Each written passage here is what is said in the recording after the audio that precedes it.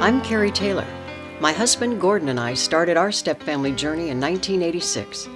We brought 5 children to the marriage.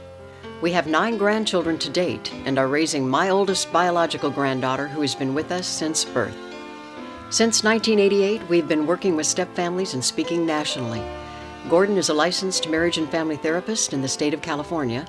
I'm a certified communication skills trainer and executive coach. Our goal is to provide educational insights and encouragement for those of you whose lives have been touched by divorce and/or remarriage. Few challenges in life are more difficult than bringing the pieces of 2 broken families together. With past hurts, high hopes, pre-existing relationships, different backgrounds, it can make it very tough to do. You may be in a step-family system and not even know it. You may be remarried with children already. You may be single with children and your ex-spouse is remarried. You may be a grandparent with adult children who have been divorced and/or remarried. Or you may have a family member that's in that situation. If so, you are in a step-family system, and what you are about to see is for you. The lenses concept was designed to identify and illustrate the areas in which communication problems take place. One of them is our male and female differences. How many of you are aware that the male and female brains are different? If emotions are the color of life, women live in technicolor, we men live in black and white. Another lens is our temperament type differences. What attracted me to Colleen was her energy, just the way she reacts or interacts with other people. Well, what I was attracted to Randy when I met him was... You weren't attracted to me. You're right, I wasn't. Didn't remember you. Oh well. Another lens is our family of origin differences. My parents were divorced, I was divorced, and I brought a child into the relationship who was 14 years old. I came from a nuclear family, very steady, 2 parents that were together forever. The last lens presented is the history we create from the choices we make. Now this is where the saying comes from, opposites attract, marry and attack. We spent 2 or 3 weeks looking for a stupid mattress. Stupid? I mean that's, we spent 8 hours a night in a bed, and I have back trouble, so I need to have a great mattress. We get locked in our lenses and think the way we see life is the only way to see life. Then this is what happens. I see it from my point of view, you see it from your point of view, and we have this horrible collision when we really need to back off. We immediately found out we couldn't handle anything. One of the things I had to learn to do was shut up, basically, and give Randy an opportunity to come out and be able to express himself. I was filling up the relationship with me. We realized that if we were going to make this work, we needed to get some help. First marriages are apples, second marriages are oranges. Now, many people enter a remarriage thinking they're doing the same thing over again. What we're going to be explaining in this presentation are some fundamental differences between first and subsequent marriages. What about sexual boundaries? In subsequent marriages, incest boundaries are weaker. You're living with people you're not even related to. And we can tell you stories of teens where the parents were thinking, oh, we're one big happy family. But you know, the hormones were flowing and the bedrooms were close to each other, or they'd go out of town and leave the kids, and you could figure out the rest. When we were dating and getting close to marriage, I started feeling uncomfortable with a lot of physical, affectionate display between us. I didn't quite know what was going on. My daughter was 14, developing, all her hormones were alive and well. Then I read the research later, and it did say that teens can have a tough time watching this happen because they grew up watching mom and dad, but this is a stranger to them. I had been single for 9 years, and my 3 sons were living with me, 4 males in the same house. We called it Skivvy City. And one thing that was good about it is that when you dropped a towel, you know it was going to be there 3 days later. All of this takes time, but so many people jumping into a remarriage think that this is going to pick up where the other left off. This can happen pretty fast. This will heal all the wounds. And you can certainly expect the system to form backwards. The Bioforce Meets the Weakest Link addresses the complexities of relationship development in the step family. We address 3 bondings that take place: biological, legal, and emotional. Starting with the biological intact family with one child, if a divorce takes place, one biological parent is geographically relocated. When a remarriage takes place, new relationships begin developing and a new family is forming. When two biological families divorce and a remarriage takes place with a mine and a yours child, the bonding looks like this. The intensity increases when they add an ours child. They may even pick up a theirs child along the way. If one ex remarries, another family is forming and more relationships developing. If the other ex also remarries, the intensity escalates. This represents each parent bringing only one child each. Here's the difference with a biological intact family with 1, 2, 3, or even 4 children, a solid closed system. Contrasted with an open step system, the step family's reality. Parenting is tough in any situation. Learning the principles of step discipline can smooth relationship development and enhance couple satisfaction. Because Karen and her son were so pretty hot-headed in many ways and tend to argue a little bit, I saw kind of my job was to be like a mediator and step in between them. But it caused so much conflict. I felt like a referee. I felt like I needed a striped shirt and a whistle. I've had couples that will not even talk to each other that are divorced, and all messages are delivered through the child. It puts a child in a very difficult, painful situation. He or she becomes the messenger. Well, how is your dad doing? What kind of car is he driving? What kind of house are they living in? Who's he dating? And this example is where they're emotionally not divorced. Legally, yes, emotionally, no. You know, your homework was supposed to be done, no TV, you have a game tomorrow, so off it goes, and no fun this weekend. See, I told you were gonna get it. No, that's a no-no for the step-parent. My son was having a minor problem, and I asked Craig to discipline him. It backfired. Definitely a violation of Blended Family 101. This is one reason why we call the step-parent the lightning rod. Any change that takes place, you're going to get hit with the accusation or the lightning bolt. Well, if it wasn't for him, this wouldn't happen, or you wouldn't be doing this.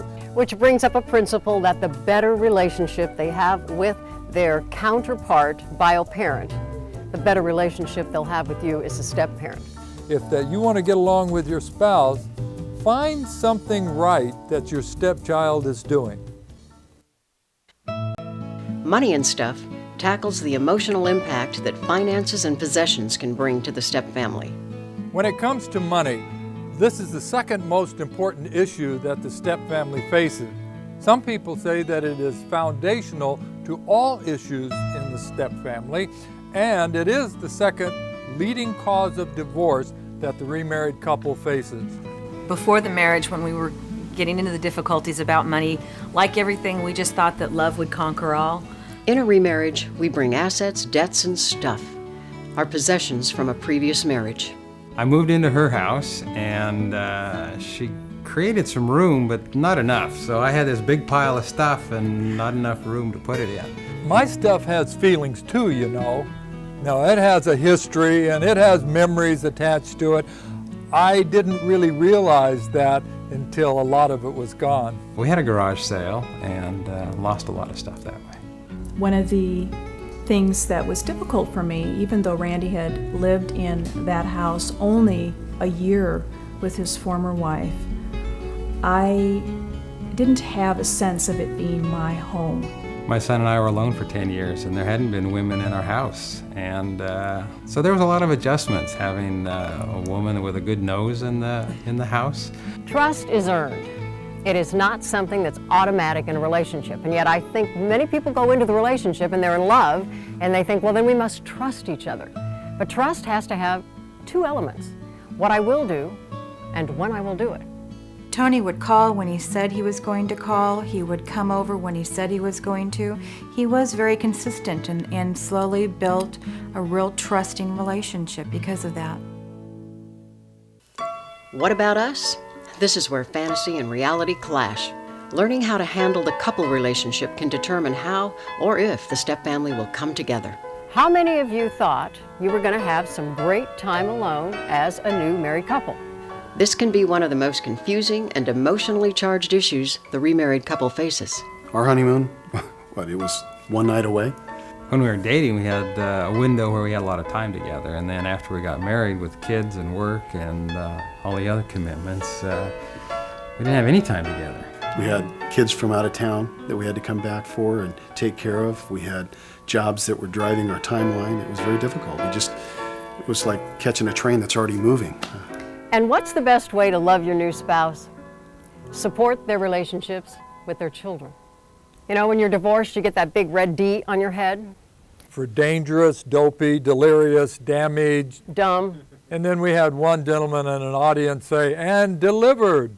Then you join a step family. So now it goes from a big D to an SF. Stupid failure. Couldn't get it right the first time. What is the task of a remarriage? We believe one task is to reclaim the territory. This is to prevent what we hear so often. Well, we can't go there, the ex and I went there. Can't go to the restaurant there, or we can't go vacation there because that's where my ex and I went. I think one of the highest compliments we've been paid, and it's come from our adult children, in one form or another, they've come to us and said, "You are our relational model." After all we have drugged them through, to be able to hear that from them has been one of the most exciting things, and to us, the task of remarriage.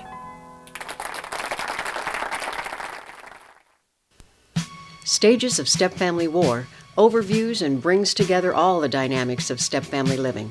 Well, what are these stages of stepfamily war that we've come up with? The first one is world peace, followed by a diplomatic breakdown. And then we go into full-blown battle engagement, hopefully followed by an infrastructure rebuilding, long, slow, steady process, so we can land in the post-war era. World peace, safety and healing for my children and me. I thought I found my white knight, and he was just going to come in and take over. We were going to climb in the plane, and we were just going to take off. So I love you, I love my kids. We're all going to love each other, right? I really believed in the blended family, but nothing ever really blends. As the new stepmother, I thought, wow, I'm going to be successful. I'm going to make everybody happy and heal everybody's wounds. And what a joke that was. When I was 10, my parents got divorced, and my whole world was turned upside down. Their lives have been shattered by our decisions. So I turned to my friends, and I ditched a lot of school and managed to make it through high school, but turned to using drugs and drinking, just trying to numb the pain out.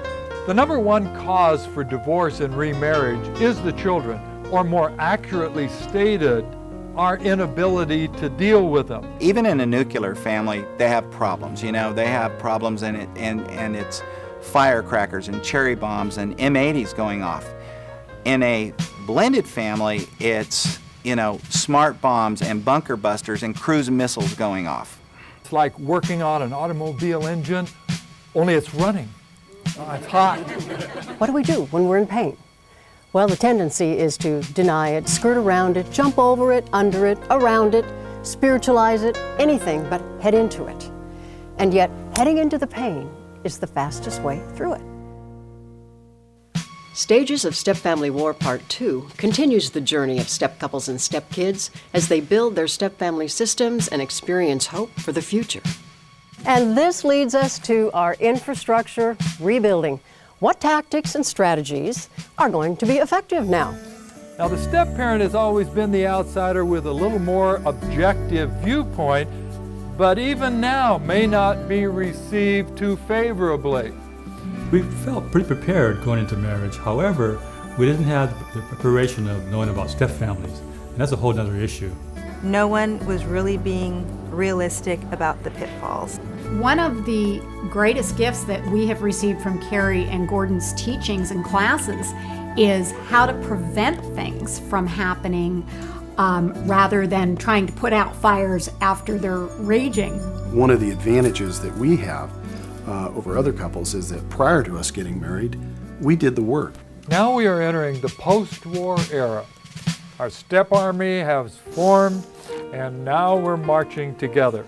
We found our place, and it's more comfortable. Once you're in a step family, you're never out of one. Now that we're down the road a bit, we can laugh about it. Laugh a lot. We as step families are launching the troops maybe every other weekend.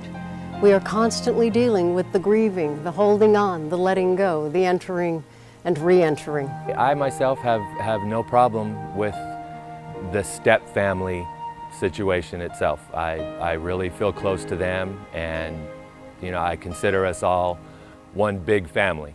Now I love my new family. I wouldn't trade them for the world.